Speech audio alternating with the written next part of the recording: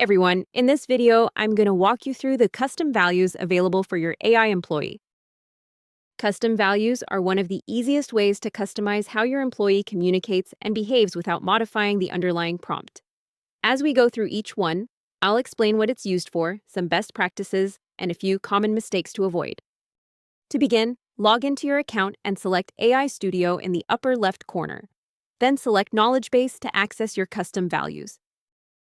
Your knowledge base is made up of individual tiles. With each tile controlling a specific piece of information your AI employee can use during conversations. By updating these tiles, you can customize things like your AI's name, booking instructions, business hours, pricing, and the information it collects from customers. Now, let's walk through each of these tiles and how they work. First is AI name. This controls the name your assistant uses if someone asks, "What's your name?" or "Who am I talking to?" Simply enter the name you'd like your assistant to use and save your changes. You can test the update by asking your assistant its name using the chat widget in the bottom right-hand corner.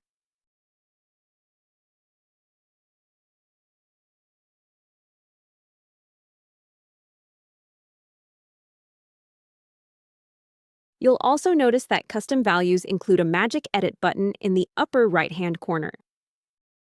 This feature allows AI to help improve or rewrite the information within a field. To use it, describe the changes you'd like to make. Then click Generate to receive a suggested update. From there, you can make additional edits or simply click Apply to use the generated version. Finally, make sure you click Save Changes. If you don't save your changes, your assistant will continue using the previous value. Next is booking instructions. This one can be a little confusing. It controls how your assistant handles booking conversations, but it does not change what your assistant is capable of doing. For example, if your assistant is configured to schedule appointments, you can't disable booking simply by writing "Don't book" here. Likewise, if you have a booking alert assistant, adding booking instructions won't give it scheduling capabilities. Instead, use this field to define things like how appointment times should be presented, whether weekends should be offered or confirmed, and the wording you'd like the assistant to use during booking conversations.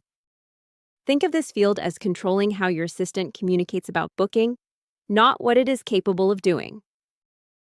Next is business hours. Simply enter your business hours here. If a customer asks when you're open, your assistant will use this information to respond. You can also include holiday hours, weekend availability, lunch closures, or other scheduling information that may be important to your customers. Next is FAQs. This is where you can teach your assistant information that is specific to your business.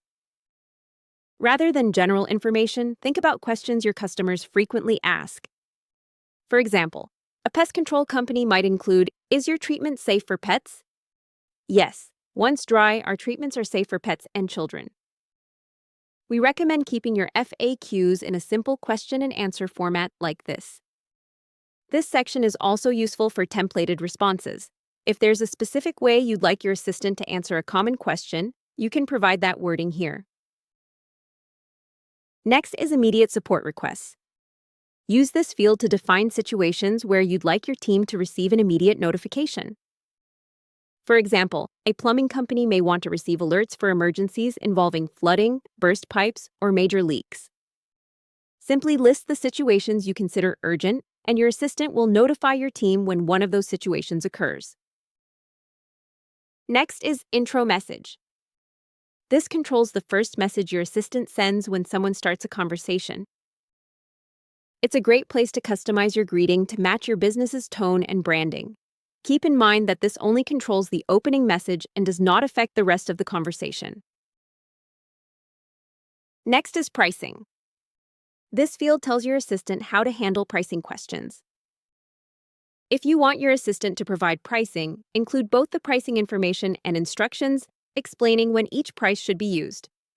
If you don't want your assistant to provide pricing, you could use a response such as, "Every job is unique, and to provide an accurate price, one of our technicians will need to review and assess the specific work required. This ensures you receive an accurate estimate based on your needs." One of the most common mistakes is simply providing a list of prices. Instead, give your assistant enough context to understand what each price applies to and when it should be shared. Next is required customer info. This tells your assistant what information it needs to collect during a conversation. For example, you may require the customer's name, phone number, email, and address before scheduling an appointment.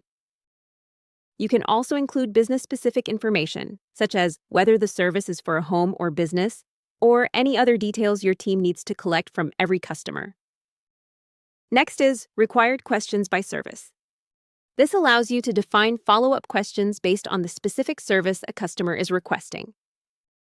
For example, if someone requests dryer repair, you may want your assistant to ask, "What brand is the dryer? Is this a stacked unit? Is it under warranty?" You can create different question sets for each service you offer, helping ensure your team receives the right information before moving forward. Finally, we have zip codes. Here, you'll enter a list of all the zip codes your business services. Be sure to add a comma to separate the zip codes. Your assistant can use this information to determine whether a customer is within your service area.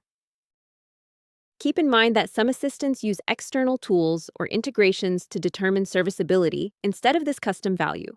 If you update your zip codes and don't see the change reflected in your assistant's responses, it may be checking an external system instead. If that happens, simply submit a support ticket and our team will be happy to take a look. And that's it. Those are the custom values available for your AI assistant. As you make changes, we recommend testing them by starting a conversation with your assistant using the chat widget. This is the quickest way to confirm that your changes are working exactly as expected. Custom values give you an easy way to personalize your AI assistant and keep important business information up to date without changing the underlying configuration. Thanks for watching. If you ever have questions or need assistance, our support team is always happy to help.